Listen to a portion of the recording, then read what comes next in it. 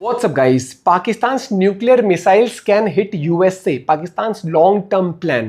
तो भैया क्या प्लानिंग कर रहा है पाकिस्तान? उनके कटोरे में अपना कटोरा ले जाके उसमें खाना भरवा के नहीं, उनकी थाली में खा के वो छेद भी करने के लिए भाई तैयार। क्या कर रहे हैं? देखते हैं प्रशांत धवन सर की वीडियो, उस वीडियो का लिंक है डिस्क्रिप्शन में। 1 2 3 गो।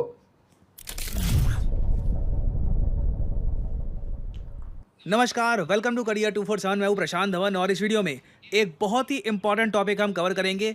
रिसेंटली आपने ऐसे आर्टिकल्स बहुत सारे देखे होंगे, नहीं देखे तो मैं आपको दिखा देता हूं, जहां पर यह लिखा है कि पाकिस्तान डेवलप कर रहा है ICBM inter continental ballistic missiles जो यूनाइटेड स्टेट्स ऑफ अमेरिका तक पहुंच सकते हैं।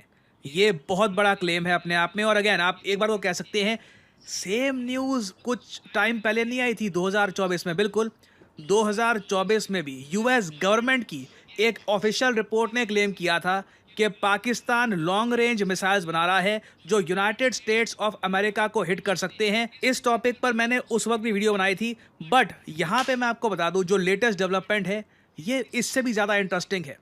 यूएस मीडिया ने, प्राइमरली यहाँ पर मैं कहूँगा फॉरेन अफेयर्स मैगजीन ने, जो बहुत अच्छे डिटेल्ड एसेज और रिसर्च पेपर्स पब्लिश करती हैं ऑन जियो पॉलिटिक्स, इन्होंने बहुत ही इंपॉर्टेंट एक आर्टिकल पब्लिश किया जहां पर यह लिखा है how to survive the new nuclear age. इसमें बताया गया है कि यूएस इंटेलिजेंस इनपुट ये बता रही है आज के समय कि ऑपरेशन सिंदूर के बाद पाकिस्तान ने दृढ़ निश्चय से अब डिसाइड कर लिया है कि चाइना की इनडायरेक्ट हेल्प इनको मिलेगी और ये बिल्कुल लॉन्ग रेंज वेपन्स बनाएंगे जो यूनाइटेड स्टेट्स ऑफ अमेरिका तक पहुंच पाए।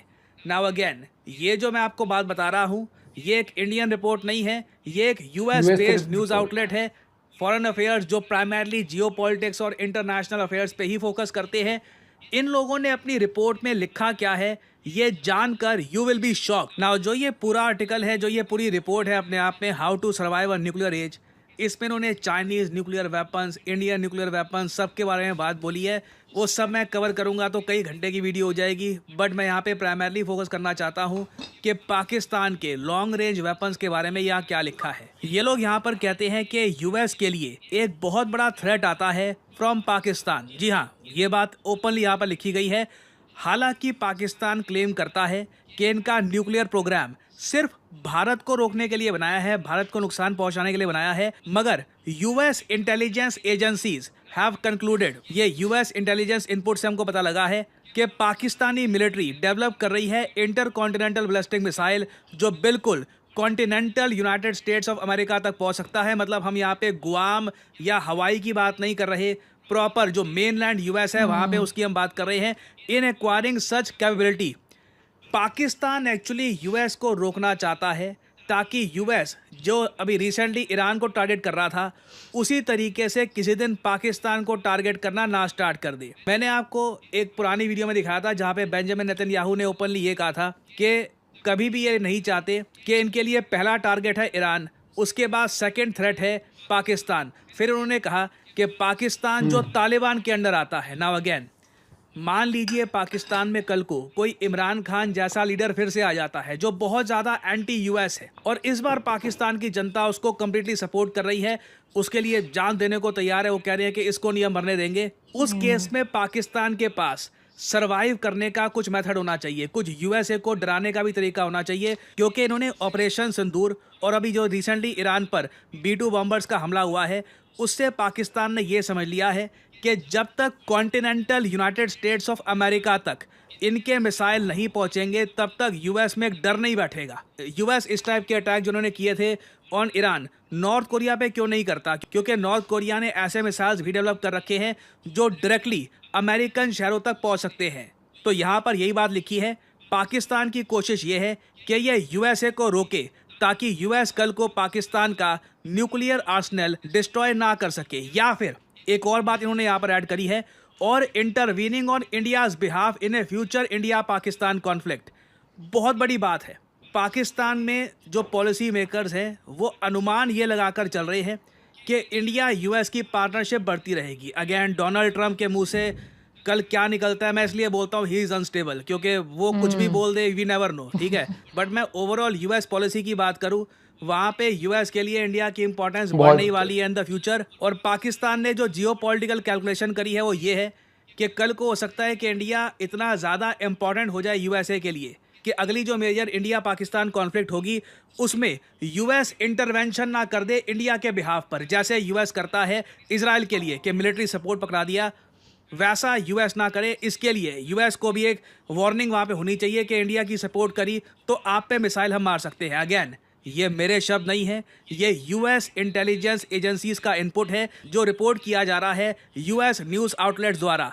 आगे यहाँ पर ये भी कहते हैं रिगार्डलेस यूएस ऑफिशियल्स ने यह भी नोट किया है कि अगर Pakistan ICBM inter continental ballistic missile इनके पास अगर आ जाता है तो वॉशिंगटन डीसी इमीडिएटली पाकिस्तान को ट्रीट करेगा एज ए न्यूक्लियर एडवर्सरी, क्योंकि यूएसए ने साफ साफ एक पॉलिसी ये बना रखी है कि कोई भी देश जिसके पास ऐसे इंटर कॉन्टिनेंटल बैलिस्टिक मिसाइल्स हैं जो यूएसए को कर सकते हैं टारगेट, वो देश यूएसए का परमानेंट फ्रेंड जैसे कि यूके है, फ्रांस है, वो नहीं हो सकता। अब एक बार को यहाँ पे आप कह सकते हैं मगर फ्रांस और यूके के पास डेफिनेटली ऐसे मिसाइल्स होंगे जो यूएस को हिट कर सकते हैं, बट अगेन वो अलग एक वहाँ पे इक्वेशन आती है, वो नेटो का पार्ट है, रिलेशंस इन सब कंट्रीज़ के काफ़ी स्ट्रॉन्ग है आपस में।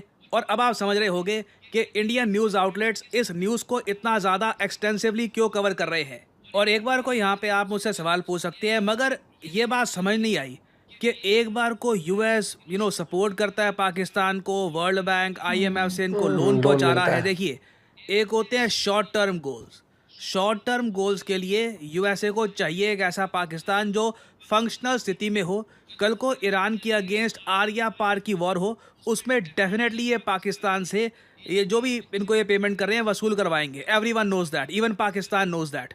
एक बार ईरान की प्रॉब्लम यूएस या इजराइल सॉल्व कर देते हैं अगर, उसके बाद डेफिनेटली अगला टारगेट यहाँ पे होगा पाकिस्तान। और अगर आप मुझसे ये पूछ रहे हैं कि क्या पाकिस्तान के मिसाइल सच में यूएस तक पहुँच पाएंगे कभी, आज के समय मुझको वैसे ये बोलना पड़ेगा, जो लेटेस्ट रिपोर्ट्स पब्लिश हो रही है उससे साफ पता लग रहा है अब यूएस को जेन्युइनली सिर्फ यही डर नहीं है कि कल को इजराइल को अटैक कर सकता है पाकिस्तान, जेन्युइनली डर है कि कल को यूनाइटेड स्टेट्स ऑफ अमेरिका पे पाकिस्तान अटैक ना कर दे। ये मैं काफ़ी आगे की बात कर रहा हूँ, अभी के लिए पाकिस्तान कंट्रोल में है, बट आज से 5-10 साल बाद क्या होगा, यूएसए में उस वक्त कौन पावर में होगा, पाकिस्तान में कौन पावर में होगा, वी डू नॉट नो। और यूएस जैसी कंट्री सोचती आगे कई दशकों का है, तभी जाकर जहाँ पर ये पहुंचे हैं पहुंच पाए हैं ना। अभी के लिए अगर मैं पाकिस्तान की बात करूँ, एक वैसे बहुत अच्छी वेबसाइट है मिसाइल मैप करके, आप इसको गूगल कर सकते हैं, इसमें बहुत अच्छा एक फीचर है, आप चेक कर सकते हैं कि एक कंट्री के मिसाइल की रेंज कितनी है। फॉर एग्जांपल मैं लेट्स से यहाँ पे मैं डालता हूँ इंडिया, ठीक है, और इंडिया में मैं डाल देता हूँ यहाँ पे हमारा सबसे आज के समय ताकतवर मिसाइल अग्नि 5। अग्नि 5 की जो एक्चुअल रेंज है ये वेबसाइट 8000 बताती है, इवन दो आप यहाँ पे कह सकते हैं मगर ऑफिशियली हम लोग तो कहते हैं 5000, वो बस हम लोग ही कहते हैं, दुनिया को पता है कि उसकी जो एक्चुअल रेंज है 8000 है। This is the range of अग्नि 5, जो एक्चुअल रेंज भारत के पास है, जो हम ऑफिशियली बोलते नहीं हैं ना। अगर यहाँ पे मैं इंडिया की जगह पाकिस्तान डालूँ और पाकिस्तान का सबसे ज़्यादा जो लॉन्ग रेंज वाला मिसाइल है शाहीन, इसका अगर मैं देखूँ तो ये है पाकिस्तान के शाहीन 2 की रेंज, 2500 किलोमीटर की रेंज है। इजराइल अभी के लिए शाहीन 2 की रेंज में नहीं आता और यूएसए तो दूर दूर से नहीं आता। पाकिस्तान को यूएसए को अगर मारना है ना, कुछ अटैक करना है, तो इनको 12500 किलोमीटर की रेंज का कुछ मिसाइल चाहिए होगा। आई मीन मैं आपको एक एग्जांपल देता हूँ, मान लो हाइपोथेटिकली स्पीकिंग पाकिस्तान के पास अग्नि 5 आ गया, 8000 किलोमीटर की रेंज वाला मिसाइल, तब भी पाकिस्तान यूएसए को छूता भी नहीं है। ये हो सकता है अलास्का का कुछ हिस्सा ये लोग हिट करें, but again that is sort of pointless. तो इनको आराम से चाहिए होगा मिसाइल जिसकी रेंज 12 से लेकर 13,000 किलोमीटर की हो। फॉर एग्जांपल ये मैं आपको रेंज दिखा रहा हूँ, ये फ्यूचर प्लानिंग कब से करने लग गए मिसाइल की, जिसकी रेंज 13,000 किलोमीटर है। तो अगर मान लो पाकिस्तान के पास ऐसा मिसाइल है तो जाकर ये लोग यूएसए को हिट कर सकते हैं। अभी ये तरक्की होने में मुझको लग रहा है कि 10 से 15 साल है, टाइम है, बहुत टाइम है। और तब तक हो सकता है कि यूएस पाकिस्तान से जो भी काम निकलवाना हो निकलवाए।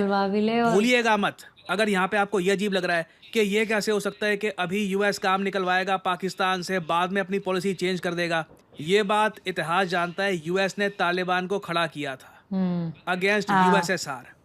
एक बार यूएसएसआर को जियोपॉलिटिकल चोट पहुंचा दी, उसके बाद उसी तालिबान पे यूएसए ने अटैक किए। हिस्ट्री आप पढ़ेंगे, काफ़ी कुछ आपको समझ में आ जाएगा। And this is a very important report और इससे काफ़ी एक डीप इंसाइट मिलती है कि यूएसए की लॉन्ग टर्म पॉलिसी क्या है और पाकिस्तान की लॉन्ग टर्म पॉलिसी क्या है एक दूसरे के बारे में। और फाइनली पाकिस्तान फ्यूचर प्लानिंग कर रहा है, पहले तो मैं इसको देख के आश्चर्यचकित हूँ। नो डाउट उनकी इंडिया से पंगे रहते हैं, इंडिया के अगेंस्ट करने के लिए उनकी प्लानिंग करने के लिए शाहीन ये सब है उनके पास। लेकिन अब ये अमेरिका को रडार पे ला रहे हैं या अमेरिका के बहाने इसराइल को इसराइल को रडार पे लाने की सोच रहे होंगे और उस रडार में लाते लाते ये सोच रहे होंगे तो हम अमेरिका को भी क्यों पीछे छोड़े एक बार को, कि जब हमारे कटोरा जब बड़ा हो जाएगा तब वो कह दीजिए आधा कटोरा भरेंगे तो हम पूरा भरवा सके, जैसे किम जोंग उन राशन पानी भरवाता रहता ना, मैं छोड़ दूंगा मिसाइल, मैं छोड़ दूंगा अगर बात सुनी तो वैसे भी होता है।